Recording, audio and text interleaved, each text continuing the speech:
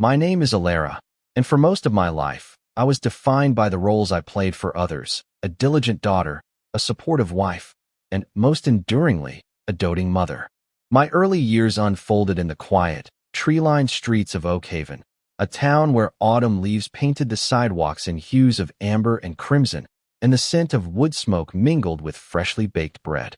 My parents, loving though often preoccupied with their own ambitions, instilled in me a deep sense of responsibility and generosity. Always put family first, Alara, my mother would often say, her hand gently resting on my arm, for they are the roots of your being. I absorbed this lesson deeply, perhaps too deeply, allowing it to shape my decisions and my very identity.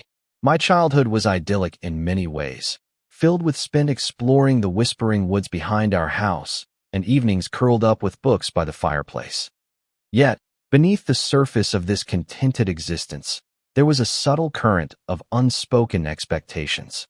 I was the eldest, the responsible one, and I carried that mantle with a quiet pride, always striving to meet the unspoken needs of those around me. This pattern continued into my adult life.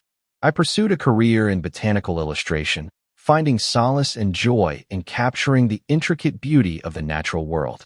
My work, while fulfilling, often took a back seat to the perceived needs of my family. When my husband, Arthur, and I decided to build our life together, we chose a charming old house in the neighboring town of Verdant Valley. It was a place where climbing roses adorned every fence, and the air hummed with the gentle murmur of community life. We raised two beautiful children there, Lyra and Theron, who quickly became the sun and moon of my existence. Their laughter filled our home, and their milestones marked the chapters of my life. I poured my heart and soul into creating a nurturing environment for them, believing that my greatest legacy would be the happiness and success of my children. I volunteered at their school, baked their favorite treats, and was always there for every scraped knee, every triumphant play, every whispered secret. Arthur, a dedicated architect, was equally invested, though his demanding career often meant I was the primary caregiver, the emotional anchor of our family. As Lyra and Theron transitioned from childhood to adolescence, then into young adulthood, I watched with a mixture of pride and a gentle ache as they began to forge their own paths. Lyra, with her bright, analytical mind, pursued a demanding career in quantum computing at a cutting-edge firm in the bustling metropolis of Astra City. Theron, ever the artist, found his calling in digital animation, eventually working for a renowned creative studio, Lamine Flux Studios, also based in Astra City. Their success was a source of immense joy for me, a testament to the values we had tried to instill. Yet, with their independence came a subtle shift in our family dynamics.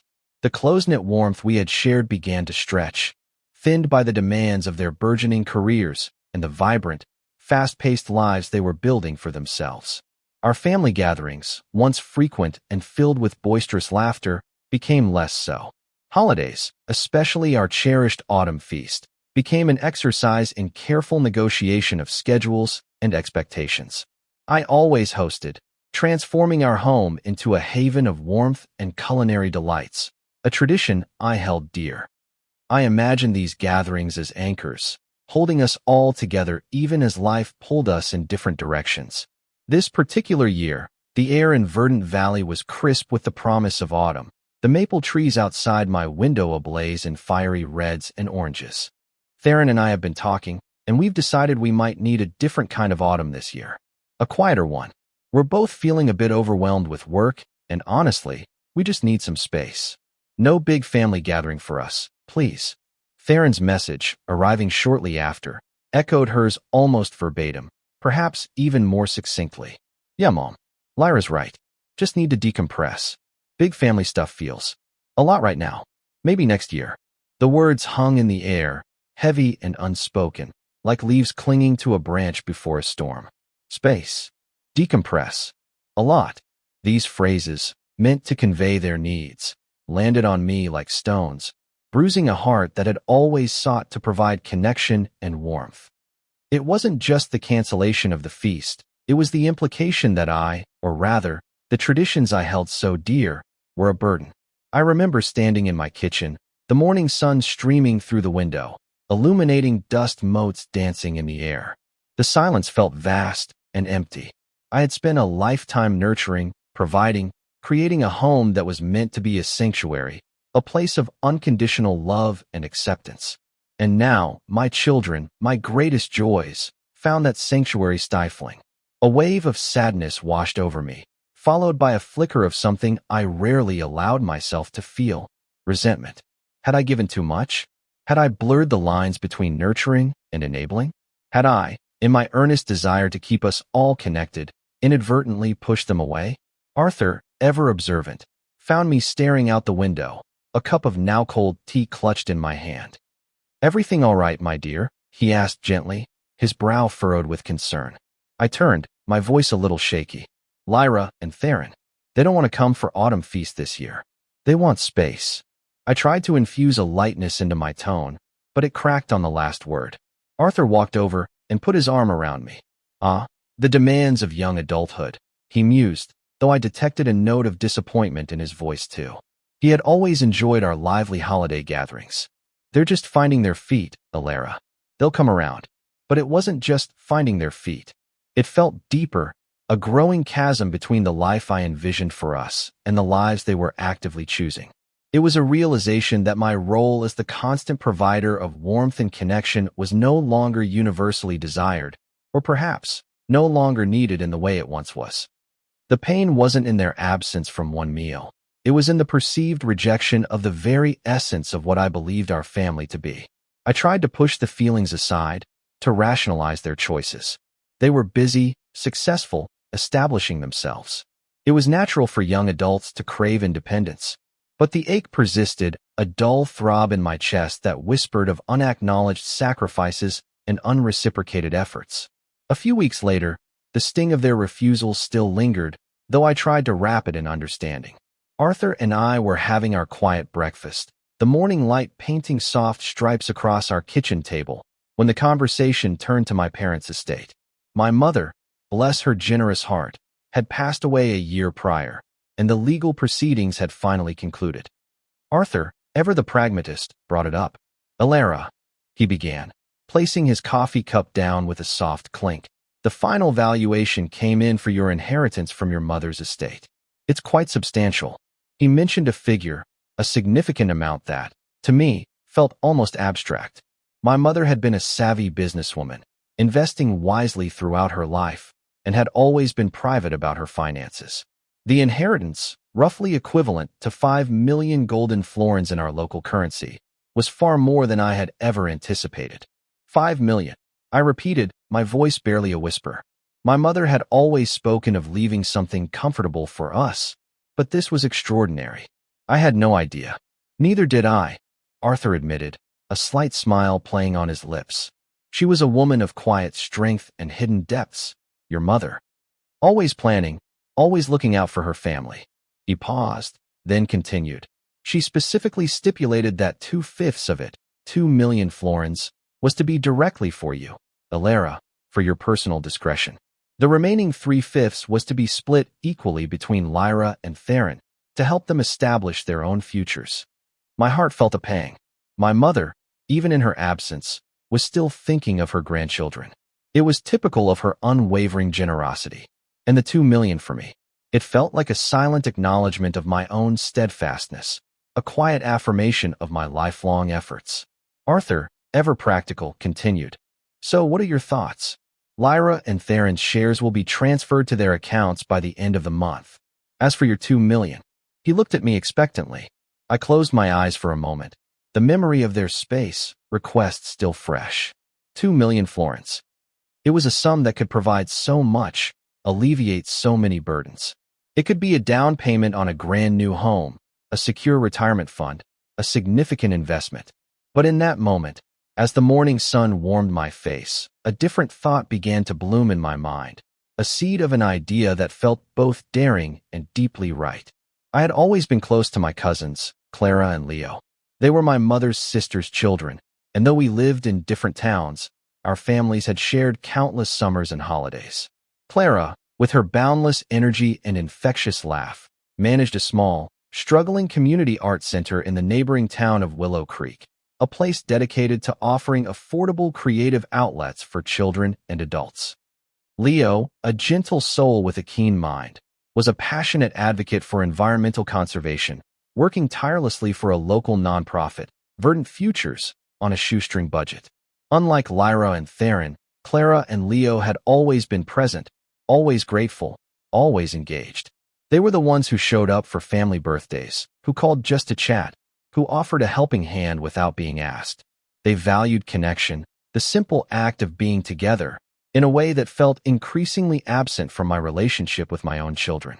Their lives, while rich in purpose and passion, were often financially strained, their unwavering dedication to their causes leaving little room for personal luxuries or security. A quiet certainty began to settle in my heart. This 2 million florins, designated for my personal discretion, felt like an opportunity, a chance to align my actions with the values that had always guided me, even if those values were now being challenged by the very people I had hoped would inherit them. Later that week, I arranged to meet Clara and Leo for coffee at a cozy little cafe in Verdant Valley, a place with mismatched chairs and the comforting scent of freshly ground beans. I watched them arrive, Clara's vibrant scarf a splash of color against the subdued autumn day, Leo's earnest smile radiating warmth. Their presence alone felt like a balm. Over steaming mugs of herbal tea, we chatted about their lives, their struggles, their small triumphs. Clara spoke with passion about the art center's need for new supplies, for a roof repair that was becoming increasingly urgent.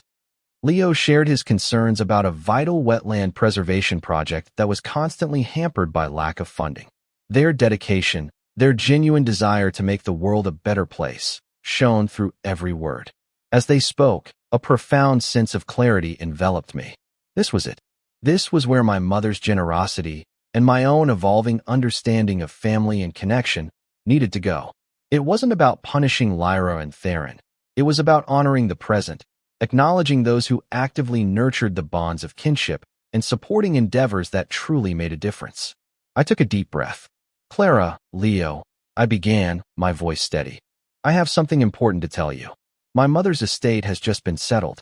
She left a significant inheritance, and she stipulated that 2 million florins were to be given to me for my own discretion.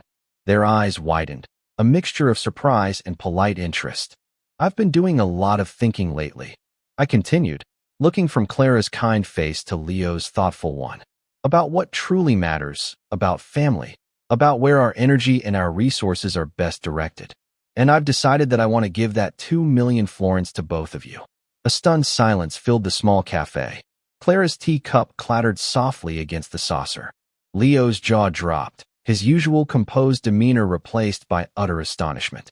Alara, Clara finally managed, her voice a hushed whisper. What are you saying?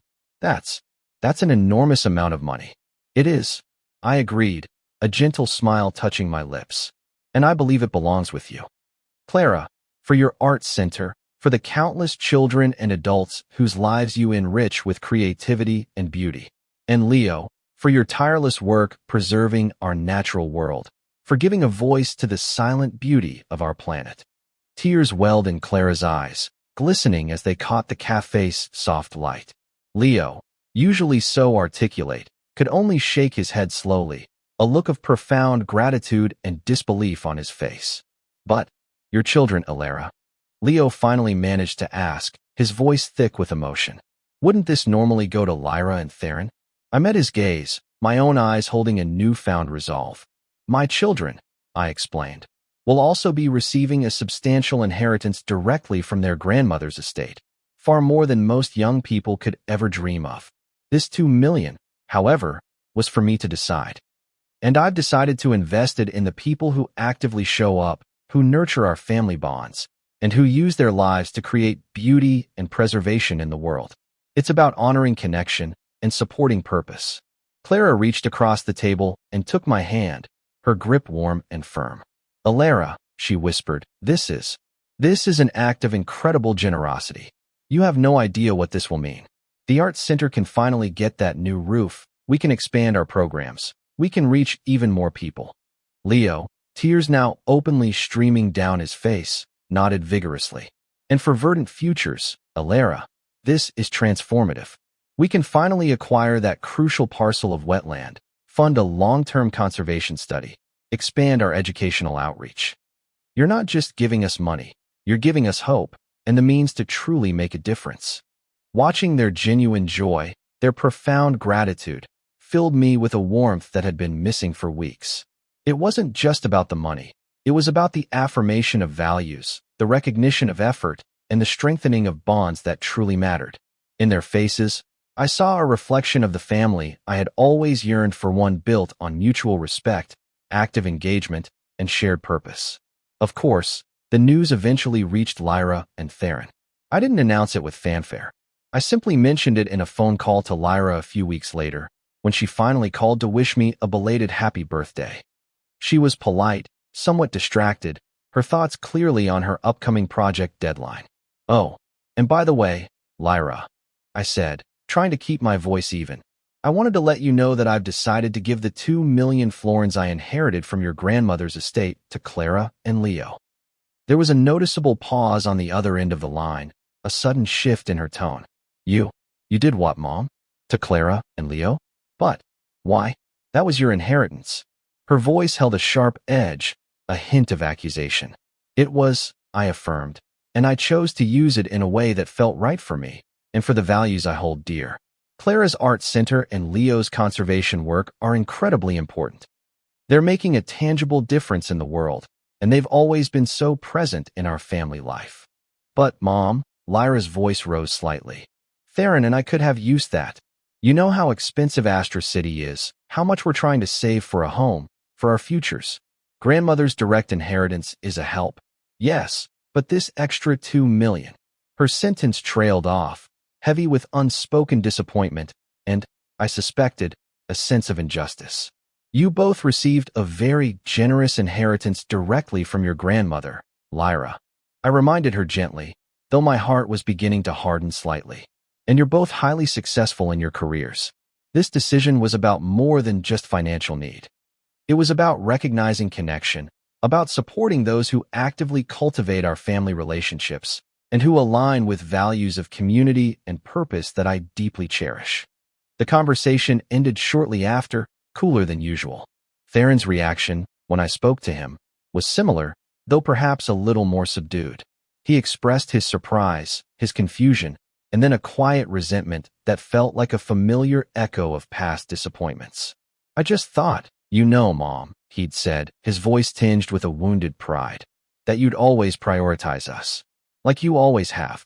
Prioritizing you doesn't mean I cease to be an individual with my own convictions, Theron," I responded, my voice firm but not unkind. "It means I love you, and I've given you every opportunity to thrive. Now, I'm choosing to support others who are also striving to make a positive impact, and who have consistently shown up for me, and for our wider family."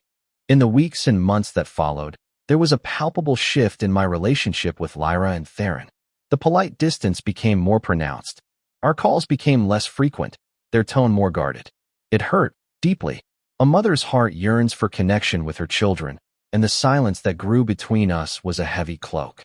Yet, amidst this new strain, a different kind of growth began to blossom within me. For so long, my self-worth had been inextricably linked to my children's happiness and approval.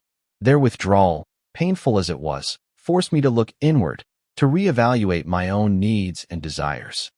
I started to rediscover parts of myself that had long been dormant, buried under the weight of maternal responsibility. I spent more time in my botanical studio, letting my artistic passion flourish. I joined a local hiking group, exploring the verdant trails around Verdant Valley, finding solace and strength in the quiet majesty of nature. I reconnected with old friends, sharing laughter and stories, realizing how much I had neglected those relationships. I started taking a pottery class, delighting in the feel of clay shaping beneath my hands. I began to understand that establishing healthy boundaries wasn't just about what I wouldn't do for my children. It was about what I would do for myself. It was about reclaiming my own space, my own identity, outside of the roles I played for others. The space they had asked for, inadvertently, had created space for me to grow, to heal, and to redefine what family truly meant. Clara and Leo, meanwhile, flourished. The art center got its much-needed roof, and then some. They expanded their outreach programs, offering free workshops to underprivileged children and installing a beautiful community mural in the town square. Leo's conservation project secured the vital wetland, and Verdant Futures was able to hire more staff, launching ambitious new initiatives to protect local ecosystems. Their gratitude was a constant, gentle affirmation, a reminder that my decision had borne fruit in profoundly meaningful ways. They continued to be present, to call, to visit, their lives intertwined with mine in a web of mutual support and affection. One blustery afternoon, almost a year after the inheritance decision, I received a package in the mail. It was from Lyra. Inside, nestled amongst tissue paper, was a beautifully bound book, a first edition of a rare botanical text I had mentioned wanting years ago. Tucked into the pages was a handwritten card. Mom, it read, Lyra's elegant script flowing across the heavy paper. I know things have been difficult. I've been doing a lot of thinking too. About everything. And I realize now that I was unfair and self-absorbed. You've always given us so much, and your generosity to Clara and Leo, while surprising at the time, was a testament to your values. You've always taught us the importance of giving back, of supporting those who need it, and of living with purpose. I see now that you were simply living your own truth. I'm sorry for my reaction. I miss you. Can we talk, really talk, soon? Love, Lyra. Tears, soft and warm, traced paths down my cheeks. It wasn't a complete reconciliation, not a sudden erasure of all the hurt, but it was a beginning. It was an acknowledgement, a recognition of my own personhood, my own choices. It was an olive branch, extended not with obligation, but with genuine reflection. A few weeks later, Theron called. His voice was hesitant, uncharacteristically subdued. Mom, he started, I've been talking to Lyra. And I've been watching what Clara and Leo have been doing with the money. It's incredible, truly. And I realized, I've been so focused on my own future, my own success, that I lost sight of what you've always stood for. You weren't just giving us things, you were teaching us how to be good people. I think I forgot that for a while. I'm sorry. Can I come visit? No expectations, just to talk, and maybe help you in the garden. My heart swelled. It wasn't a sudden, dramatic reunion, but a gentle, unfolding process. It was a recognition that family, like a garden, requires constant tending, not just of the most prominent blooms, but of all the varied life within it. It was about respecting the space each plant needs to grow, while still ensuring the garden as a whole thrives. The autumn feast that year was a smaller affair, quieter than the boisterous gatherings of the past, but it was filled with a different kind of warmth. Lyra and Theron were there, not out of obligation, but with a renewed sense of presence. We talked, truly talked, about their lives, my life, and the delicate dance of family. There were still unspoken feelings, still paths to navigate, but the foundation felt stronger, built on a newfound understanding and respect. My journey had taken me from a place of quiet sacrifice to one of gentle assertiveness, from defining myself by my children's needs to reclaiming my own identity. I learned that self-respect wasn't selfish, and that healthy boundaries, while sometimes painful to establish, ultimately created more authentic and loving relationships. I had always believed in the strength of family roots, but now I understood that for those roots to truly flourish, the individual trees must also be allowed to reach for their own light, to find their own space in the vast, beautiful forest of life. The path ahead was still unfolding, like a winding river through verdant valley, but I walked it with a lighter step, a clearer heart, and a profound sense of peace. The legacy I was now building was not just for my children, but for myself, and for the interconnected web of love and purpose that truly defined my life.